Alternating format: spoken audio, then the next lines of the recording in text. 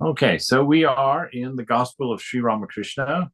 We're on chapter 16. We're just starting the chapter tonight with the devotees at Dakshineshwar. And so, if there's anybody here for the first time, devotees, which surprised me, is not a common word. And I've had over the years, I've had several people say, "What is that? What is a devotee?" And so it's someone devoted to to somebody or to an ideal. So in this case, those who are devoted to uh, the divine through the teachings of Ramakrishna. So with the devotees at Dakshineshwar, and Dakshineshwar, of course, is it's the place where the temple is that Ramakrishna was the priest in, and where he did all of his teaching from. And now it's right across the river from the headquarters of the Ramakrishna order, Belur Math. So you can actually sit at Swamiji's temple on the upper veranda to meditate, and you can see across the river to the domes of Dakshineshwar. It's a wonderful place, a beautiful temple that they've really fixed up in the last 10 years, 15 years. It's Sunday, December 9th, and it's 1883, 10 years before Swamiji is going to be coming to the States. Sri Ramakrishna was seated on the small couch in his room with Adar, Manomohan, Rakal, M, Harish, and other devotees. It was about 2 o'clock in the afternoon. The master was describing to them the exalted state of Sri Chaitanya. Sri Chaitanya was a wandering monk who many thought of as enlightened, and even of those, some thought that he was an incarnation of God. And he was a great lover of God. He would go from door to door singing songs of love songs to the divine, and would constantly be encouraging everybody to raise their voices, to dance in joy, to be happy in the presence of God. The master says, Chaitanya experienced 3 states of mind. First, the conscious state, when his mind dwelt on the gross and the subtle. Second, the semi-conscious state, when his mind entered the causal body and was absorbed in the bliss of divine intoxication. And third, the inmost state, when his mind was merged in the great cause. So very interesting, these 3 levels of consciousness. And this last one would not qualify necessarily, according to Sri Nisargadatta anyway, wouldn't qualify as a state of, well, I guess you could call it, it'd be pure consciousness. The last state he's talking about, be pure consciousness, because according to Nisargadatta, we're working with that definition that you have awareness, which is pure consciousness, and then if you have awareness with an object in it, then that is consciousness, right? So consciousness is awareness with objects in it. So the first state of consciousness is our consciousness, well, what we're experiencing now, where we're seeing objects and each other. So that's dwelling on the gross. And then the subtle, we dwell in our mind. We sit and think about our thoughts, your inner dialogue, your inner reality, your inner experience. That is the subtle body. And then second, the semi-conscious state, when the mind enters the causal body and is absorbed in the bliss of the divine. So you're aware of the presence of God, you're experiencing the presence of the beloved, and you're intoxicated, you're drunk in love, literally, drunk in love, drunk in bliss. And so that's the second state. And then the third state is an absolute peace, an absolute silence. It's that peace that passes understanding. It's more than just a peaceful feeling. It is peace itself. And so it's rich and it's deep and it's endless and boundless. So that's the third, the inmost state, when the mind is merged in the great cause, in the divine itself. This agrees very well with the 5 koshas, or sheaths, described in the Vedanta. The gross body corresponds to the Annamaya kosha. So this body is he's talking about the different layers of the onion that they talk about, the 5 coverings of the soul, of the self, that bring us into this state of delusion, this state of awareness of a particular. So the first one, the gross body, all the things that are material and hard, that's the gross world, corresponds to the Annamaya kosha. and the pranamaya kosha, the subtle body, to the manomaya kosha, right? And the vijnanamaya kosha and the causal body to the anandamaya kosha. All right, so you've got those 5 different shells that cover the self. Like the self is wearing 5, or I guess maybe 5 onion skins, and then within it is the unmanifest, the absolute unchanging. It's the center of the onion. There's nothing there. And so, but around the outside, and these koshas are all of the same substance, but they have each one has a lower vibration. So the lowest vibration is the material world. The highest vibration would be that feeling and the being felt in the presence of God. And then the one beyond that, there can be nothing said about it. There can be no description of it made. The Mahakarana, the great cause, is beyond the 5 sheaths, right? So the great cause, God herself, himself, is beyond those things. It's that which cannot be named, because to give it a word is to give it a limitation, to give it a definition. And God will not, cannot be defined. God is beyond all limitation. So that's why he's saying it's beyond the 5 sheaths. When Chaitanya's mind merged in that, capital T, that, meaning God, or to that ultimate reality, when Chaitanya's mind merged in that, he would go into samadhi. Samadhi is when the awareness is not at all on body-mind. You're not aware of body-mind. You're not aware of particularization. You are only aware. You are awareness itself, actually. There is no one to be aware. You become awareness itself, the one without a second, as it were. And when Chaitanya's mind was in that, he would go into samadhi. This is called the nirvikalpa, or jada samadhi. While conscious of the outer world, Chaitanya sang the name of God. While in the state of partial consciousness, he danced with the devotees. And while in the inmost state of consciousness, he remained absorbed in samadhi, meaning he was unmoving. There would be no sign of life, or very, very, very, very, very faint sign of life in the body. You wouldn't feel a heartbeat. You wouldn't hear him breathing. You could touch his eyes with your finger. He's not there anymore. He's not identified with that body at all. So this is wonderful here. It's giving a very practical look at these different levels of consciousness. So, he says that first one, when you're conscious of the outer world, then you sing the names of God, right? You're just singing and chanting the names and glories of God, one of the instructions of Ramakrishna for a great devotional practice. And then while in the state of semi-consciousness, he would dance with the devotees. He was carried away in devotees. If you've seen that kind of dancing, it's very different from what we think of dancing here. Because it's very much a movement of the spirit through the body. I mean, you can see that connection. You can see the depth of it. It's not just moving to rhythm.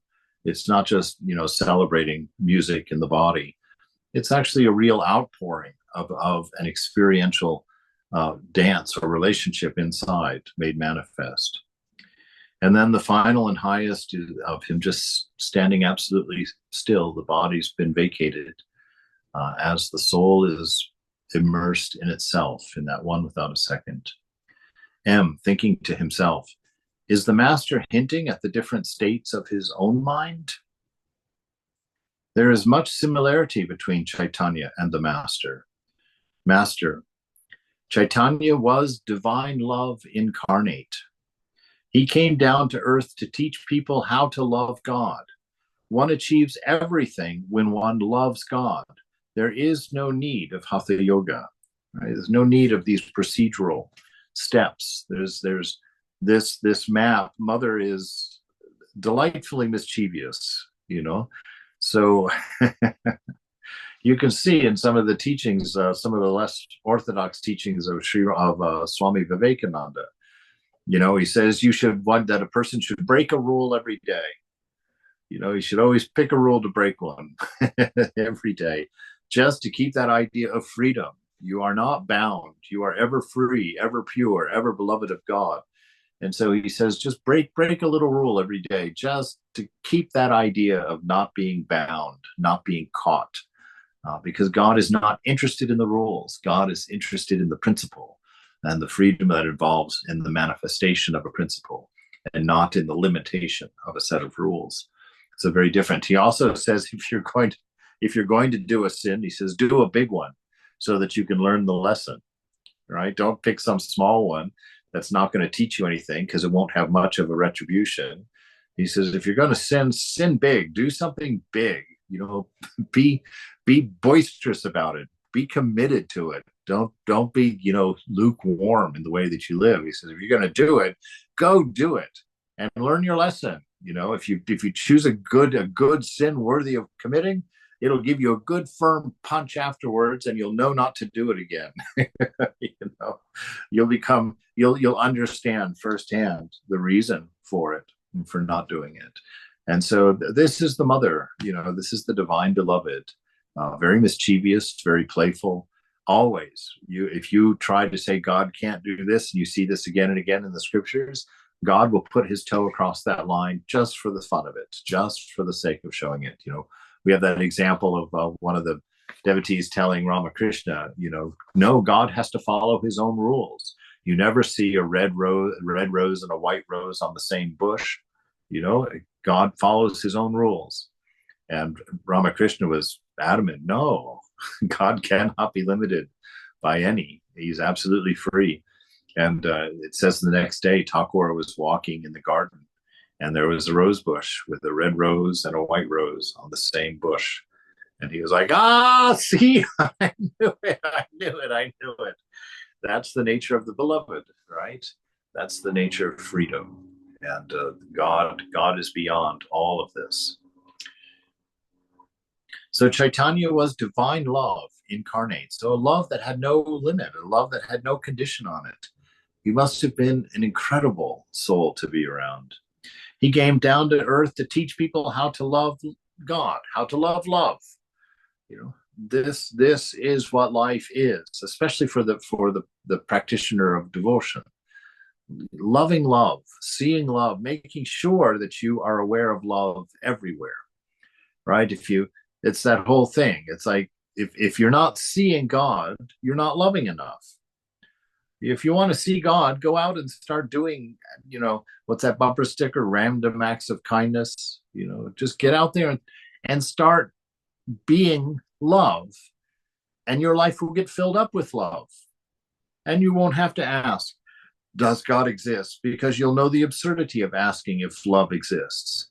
Of course, love exists. We can experience it. We can see it. It's everywhere present. And that is your beloved. That is the divine.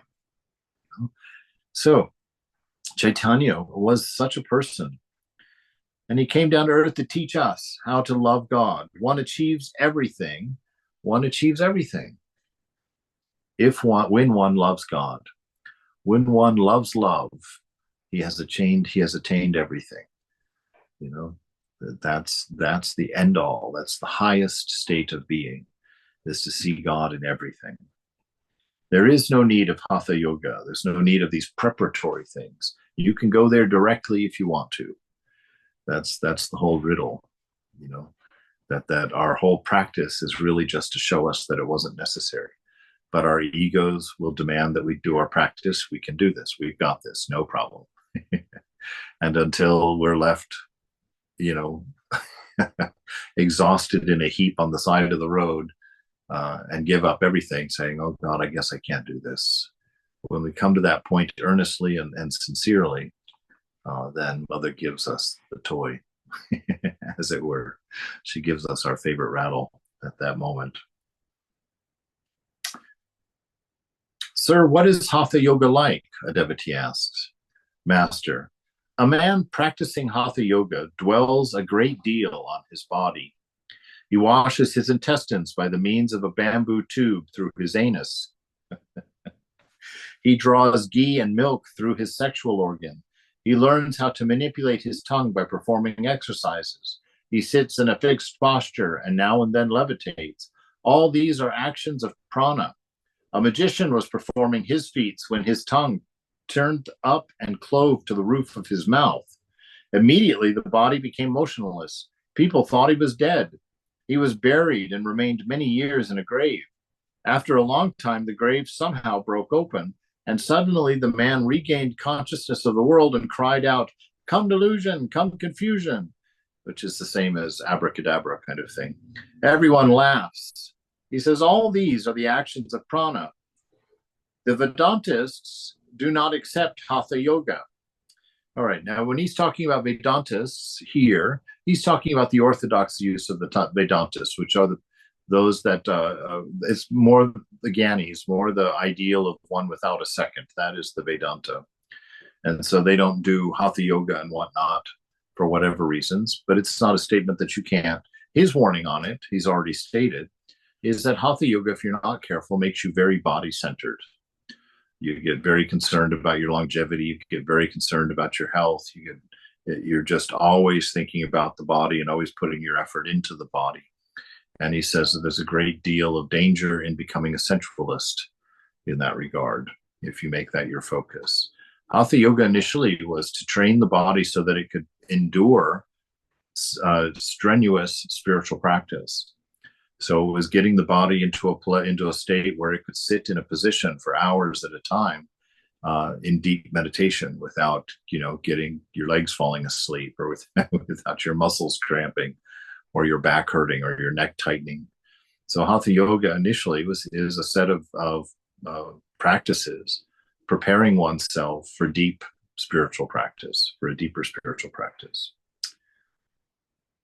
So he's saying here, he says, Vedantists do not accept Hatha Yoga. There is also Raja Yoga.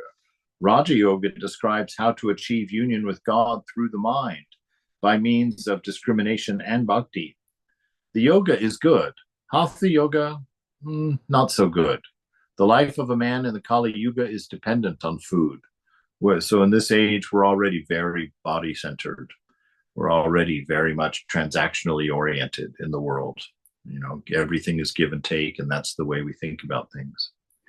Sri Ramakrishna was standing in the road by the side of the Nahabat.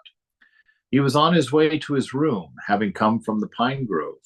He saw M seated on the veranda of the Nahabat behind the fence, absorbed in meditation.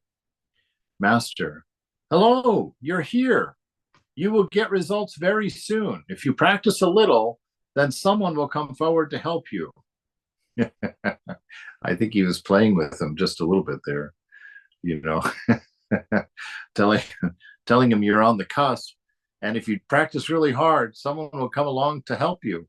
Of course, you can't get any better than Sri Ramakrishna, his own, the divine self, herself, itself, manifesting there. And so you can again see this playfulness of the divine going on. First of all, disturbing somebody who's in deep meditation, which, we've been told not to do that by the Divine Mother, that it's quite startling. But when God himself does it, who's going to correct him? Who's going to run up and scold Thakur? So he says, hello there, you're here. You will get results very soon. If you practice a little, someone will come forward to help you. Am looked up at the master, startled. He remained sitting on the floor.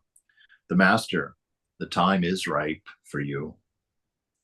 The mother bird does not break the shell of the egg until the right time arrives. What I told you is indeed your ideal. So a very important moment here going on between M and his guru.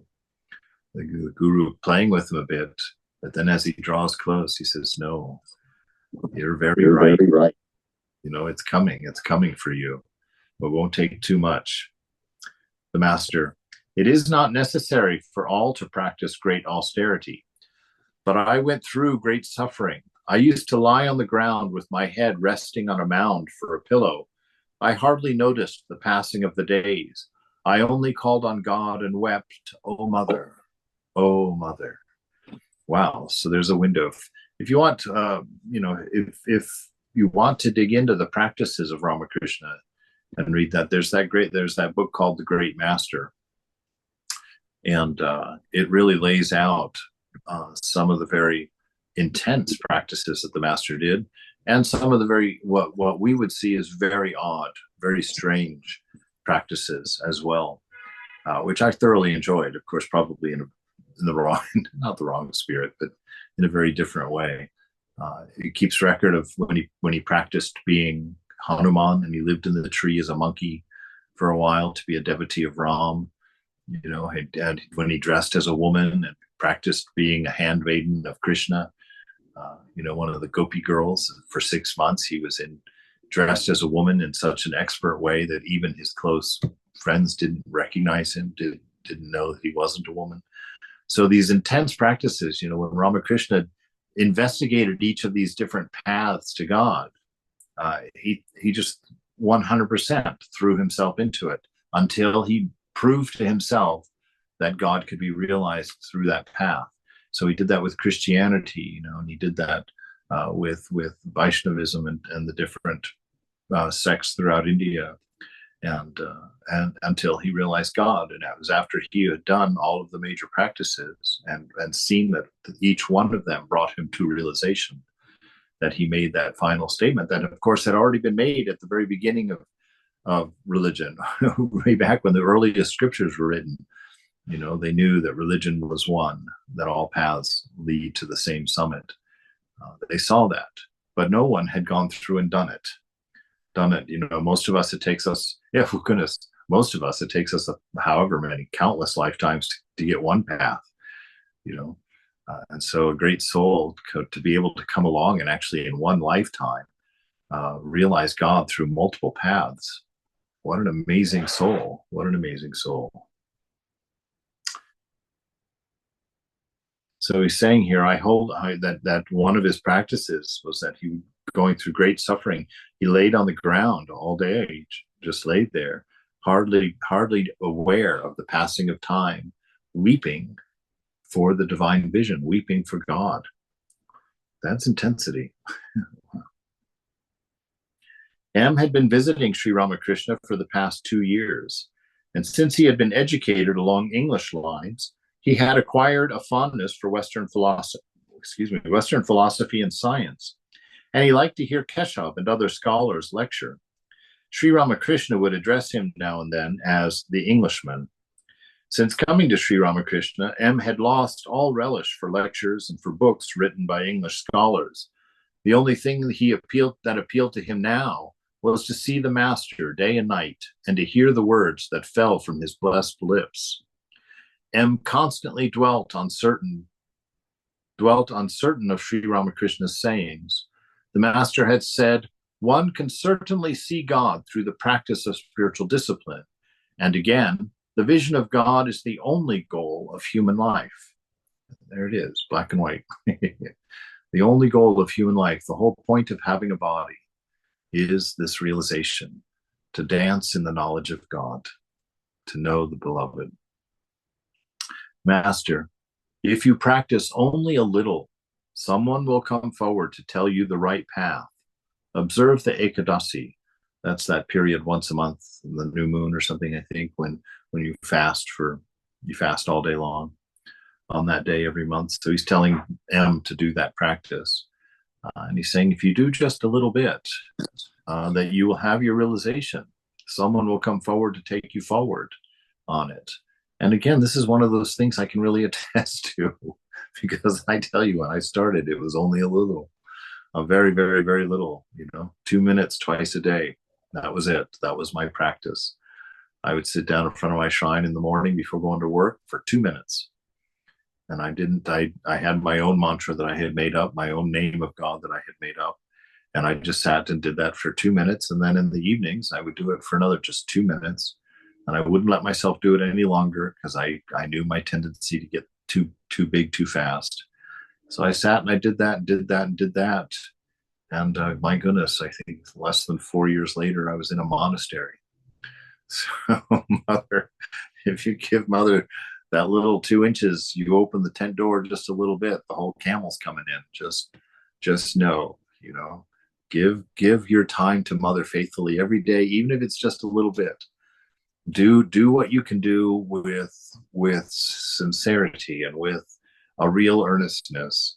It's so much better to do 2 minutes of pure best of your time offering to Mother than to give her an hour of nodding. So determine what you can do and do your very best at it. It doesn't have to be a big thing. It can be just a daisy for Mother, you know. It doesn't have to be a truckload of roses for Mom. Master, if you practice only a little, someone will come forward to tell you the right path. Observe the Ekadashi. You are my very own. Oh boy, he's telling this to M. Just imagine being M and listen to the beloved telling you this personally right now. You are my very own, my relative. Otherwise, why should you come here so frequently? Why listening to Kirtan? I had a vision of Rakal in the midst of Sri Krishna's companions in Vrindavan. Narendra belongs to a very high level. Hirananda, too, how childlike his nature is. What a sweet disposition he has. I want to see him, too. Once I saw the companions of Chaitanya, not in a trance, but with these very eyes. Formerly, I was in such an exalted state of mind that I could see all of these things with my naked eyes, but now I see them in samadhi. I saw the companions of Chaitanya with these naked eyes. I think I saw you there, and Balaram was there too. You must have noticed that when I see certain people, I jump up with a start. Do you know why? A man feels that way when he sees his own people after a long time. I used to pray to Mother, crying, Mother, if I do not find the devotees, I will surely die. Please bring them to me immediately. In those days, whatever desire arose in my mind would come to pass. I planted a Tulsi grove in the Panchavati in order to practice japa and meditation. I wanted very much to fence it around with bamboo sticks, and soon afterward, a bundle of bamboo sticks and some string were carried by the flood tide of the Ganges right in front of the Panchavati where I wanted to build the fence. A temple servant noticed them and joyfully told me. In that state of divine exaltation, I could no longer perform the formal worship. Mother, I said, who will look after me? I haven't the power to take care of myself. I want to listen only to talk about you. I want to feed your devotees. I want to give a little help to those whom I chance to meet. How will all that be possible, Mother? Give me a rich man to stand by me. That is why Mathur Babu did so much service for me. What a beautiful state of mind he lived in, you know, this deep knowing of who his disciples were, that he looked at the different disciples. He tells one of the disciples that he was a disciple of Jesus, you know. So this band, this merry band of people that accompany the incarnation for the divine play, they are also the same people. The devotees of Jesus, the devotees of Buddha, the devotees of Rama, the devotees of Sri Krishna and Jesus and Ramakrishna, you know, many of them have keep coming back. They're the bodhisattvas, according to the Buddhists. What were you going to say, Regina? What did you say about devotees with money or something? Or rich devotee? Oh, well, Ramakrishna was getting to a place where he was constantly intoxicated with God. And it was getting to very high realms so that he wasn't able to be functioning because his job, I mean, his task at the temple was to do these ritual worships in the shrines, you know, during the day. And he was getting in a state of mind where he couldn't do that. He wasn't going to be able to support himself anymore. And so Mother provided Mathur Babu, who was the Rani Rasmani's kind of caretaker. She was a very, very wealthy woman. And he took care of Ramakrishna's needs. He was the one that, you know, took care of his physical needs when he was starting to move into these states where he was non-functional, couldn't do it himself. Swamiji, Mathur Babu was her son-in-law or caretaker? I don't know. Well, it's son-in-law, but he also was manager of the properties and everything. So I guess, you know, if it's son-in-law, yes, but a nice one who did all of her work for her, you know, managed everything, managed the estate and organized it. Sure. Thanks for speaking up, though. That's good. Yes. I said further, certainly I shall not have any children, mother, but it is my desire that a boy with sincere love for God should always remain with me. Give me such a boy. That is the reason that Rakal came here, Swami Brahmananda, one of the greats. Those whom I think of as my own are part and parcel of me, right? So we are all part and parcel of this amazing experience of a person. The master started again for the Panchavati, accompanied by M. No one else was with them. Sri Ramakrishna, with a smile, narrated to him various incidents of the past years of his life. Master, you see, one day I saw a strange figure covering the whole space from the Kali temple to the Panchavati. Do you believe this? M remained silent with wonder. He plucked one or two leaves from a branch in the Panchavati and put them in his pocket. Master, see there, that branch has been broken. I used to sit under it. M, I took a young twig from that tree. I have it at home. Master with a smile. Why? M, I feel happy when I look at it. After all this is over, this place will be considered very holy. You know, these guys had no idea. They had no idea.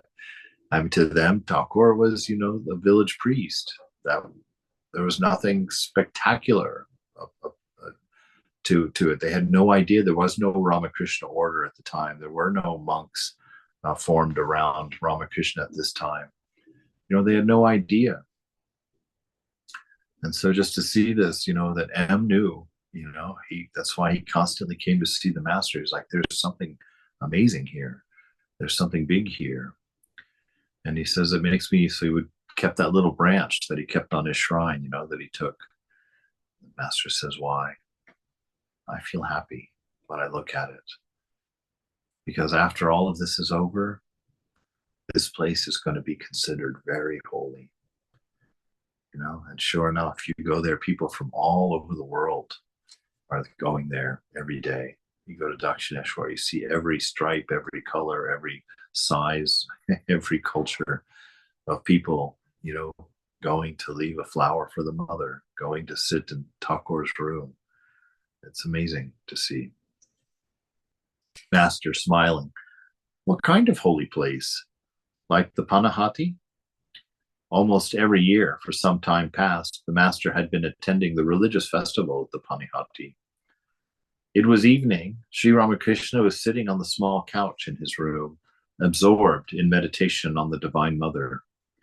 The evening worship in the temples began, and the music of gong and conch shell. M was going to spend the night with the master. After a time, Sri Ramakrishna asked M to read from the Bhaktamala, a book about the Vaishnava saints. M read, there was a king named Jayamal who loved Krishna with all of his heart. He followed with unfailing devotion all of the rites and ceremonies associated with the adoration of Krishna, whom he worshipped under the name of Shyamala Sundara. Shyamala Sundara. Completely satisfied with his own ideal deity, he never directed his attention to any other god or goddess. One of the inflexible rules of his devotions was to worship the deity daily till almost midday. He would never deviate from this practice, even at the risk of his wealth or his kingdom. Learning this secret, an enemy king invaded the kingdom during those morning hours. Jayamal's soldiers could not fight without his command, so they watched the invasion silently. Slowly, the enemy surrounded the moat of the capital, yet Jayamal did not come out of his shrine. His mother came to him and wept bitterly, trying to persuade the king to fight. He said to her calmly, why are you so worried? Shyamala Sundara gave me this kingdom. What can I do if he has decided to take it away? On the other hand, none will be able to do me harm if he protects me. Our own efforts are vain. And actually, in the meantime, Shyamala Sundara, the deity himself, had taken the king's horse from the stable and had ridden fully armed into the battlefield. Alone he faced the hostile king, and alone he destroyed his entire army. Having crushed the enemy forces, the deity returned to the temple and fastened the horse nearby. Jayamal, on completing his worship, came out and discovered the horse there, panting and covered with sweat. "Who's been riding my horse?" he demanded. "Who brought it to the temple?" The officers declared they knew nothing about it. In a pensive mood, the king proceeded to the battlefield with his army, and there he found the enemy, with the exception of their leader, lying dead. He was staring uncomprehendingly at the scene when the enemy king approached, worshipped him, and said, "Please permit me to tell you something. How could I fight? You have a warrior who could conquer the entire world. I do not want your wealth. I do not want your kingdom. Indeed, I will gladly give you my own if you will tell me about that blue warrior, your friend. No sooner did I turn my eyes on him than he cast a spell on my heart and on my soul." Jayamal then realized it had been none other than Shyamala Sundara who had appeared on the battlefield. The enemy king understood too. He worshipped Jayamal, and through his blessings received Krishna's grace. What an amazing story. It's that whole thing, if you trust God, oh my Lord, if you trust God, if you're willing to take a chance that the world is not as it seems, if you're willing to take a chance that its nature is love, and that the beloved is reachable, and the beloved is present, and the beloved is the giver, the wish-fulfilling tree, if you can take a chance with faith, with an earnestness, and with a sincerity to step out, you will find it to be true. Master, do you believe all that? Do you believe all that? Do you believe that Krishna rode on that horse and killed Jayamal's enemies? I believe that Jayamal, Krishna's devotee, prayed to him with a yearning heart. But I don't know whether the enemy really saw him coming to the battlefield on a horse. Krishna might have come there riding the horse, but I do not know whether they really saw him. Master, with a smile, the book contains nice stories about devotees, but it is one-sided. Also, it abuses those who differ in their views. All right, so the master doesn't commit to the story one way or the other, but, you know, it's one-sided though, because it's from the Krishna consciousness folks. I didn't understand. What does that mean? It abuses those who have. What was it talking about there? Who is it abusing? Yeah, it's a text that basically says Krishna is the only way to God, and that there is no other way to God but through Krishna, and so this group is around, and there's a bunch of them, and Ramakrishna runs into them quite regularly. And M, actually, when M started, was very one-sided, only believed that God could be one way. And so that's what he means by one-sided. And abuses means that the book itself does not respect the idea of all religions being true, doesn't respect the idea that God appears in many forms based on the need of the devotees. He wasn't talking about the story, but the philosophy of the book. The book itself. Okay, but not the particular story. He wasn't. Not this particular story, but that book itself. Yeah, he's talking about, he says, this book contains nice stories about devotees, but it is one-sided. Also, it abuses those who differ with its views.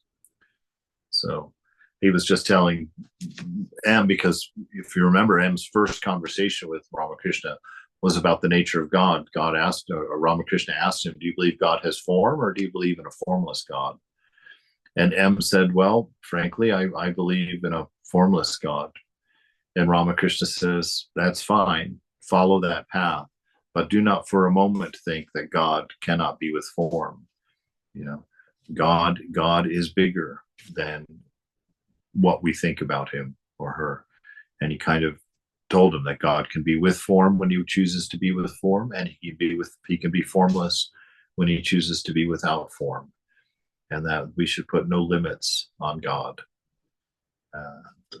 So it was the beginning, of really opening that door so that we can have and share in the brotherhood of all mankind, really. There's no one outside of the circle of God's love. No one. The following morning, the master and M were talking in the garden. M, then I shall stay here. Master, well, you come here so often. What does it mean? People visit a holy man once at the most, but you all come here so often. What is the significance of that? M remained silent. The master himself gave the reply. The master, could you come here unless you belonged to my inner circle? That means you all are my own relatives, my own people, like father and brother, son and sister. I do not tell you everything. If I did, would you come here anymore? Once, Shukadeva went to Janaka to be instructed in the knowledge of Brahman. Janaka said, first give me my fee. But, said Sukadeva, why should I give you the fee before receiving the instruction? Janaka laughed and said, will you be conscious of the guru and disciple after attaining Brahmajnana? That is why I ask you to give me the fee first. Right? And so, yeah, if you have a teacher like Janaka, if you have a realized teacher, they can help you realize God by their instructions. And he said, pay me up front, because when you go into samadhi, you're not going to be able to pay me then. So what a wonderful sureness of the success of his disciples. That's amazing. That's really amazing. It was night. The moon rose, flooding all the quarters with its silvery light. M was walking alone in the garden of the temple. On one side of the path stood the Panchavati, the Bakul Grove, the Nahabat, and the Master's Room, and on the other side flowed the Ganges, reflecting millions of broken moons on its rippling surface. M said to himself, can one really see God? The Master says it's possible. He says that if one makes a little effort, then someone comes forward and shows the way. Well, I'm married. I have children. Can one realize God in spite of all of that? M reflected a while and continued his soliloquy. Surely one can. Otherwise, why should the Master say so? Why shouldn't it be possible through the grace of God? Here's the world around me, the sun, the moon, the stars, living beings, and all the 24 cosmic principles. How did they come into existence? Who is their creator? What am I to him? Life is indeed vain without this knowledge. Sri Ramakrishna is certainly the best of men. In all my life, I have not seen another great soul like him. He must have seen God. Otherwise, how? How could he talk with God day and night, addressing him so intimately as mother? Otherwise, how could he love God so very intimately? Such is his love for God that he forgets the outer world. He goes into samadhi and remains like a lifeless thing. Again, in that ecstasy of that love, he laughs and he cries and he dances and he sings.